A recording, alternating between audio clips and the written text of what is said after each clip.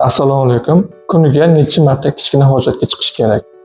Yoshi katta, sog'lom odam kuniga 1,5-2 litr peshob ajratadi. Buning uchun hojatga 3-4 martadan 7-8 martagacha borishi bu normal holat hisoblanadi. Kechasi 1 marta borishi bu norma. Yoshi kichkina bolalarda bu holat o'zgarib turadi. 1 yoshgacha bo'lgan bolalar 12-16 marta, 1 yoshdan 3 yoshgacha bo'lgan bolalar 10 marta, 3 yoshdan 10 yoshgacha bo'lgan bolalar 6-8 marta peshob qilishi bu normal holat hisoblanadi. Katta odam 1 marta peshobga chiqqanda o'rtacha 200-300 ml peshob qilishi kerak. Bir sutkada katta odam peshob qilishi 10 martadan oshib ketishi bu pollakuriya holati hisoblanadi. Pollakuriya qachon normal hisoblanadi?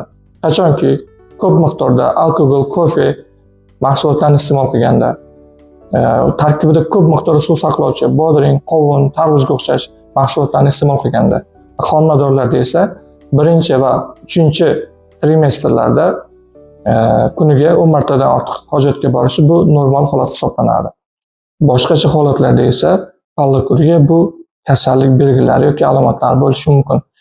Erkaklarda bo'ladigan bo'lsa, prostatit, prostat adenomasi, ayollarda bo'lsa, sistit, uretrit, ham erkak ham ayollarda buyrak yetishmovchiligi yoki yurak kasalliklarining belgilari yoki qandli, qandsiz diabetning belgilari bo'lishi mumkin. Ushbu holat kimdadir kuzatiladigan bo'lsa, albatta urologga murojaat qiling.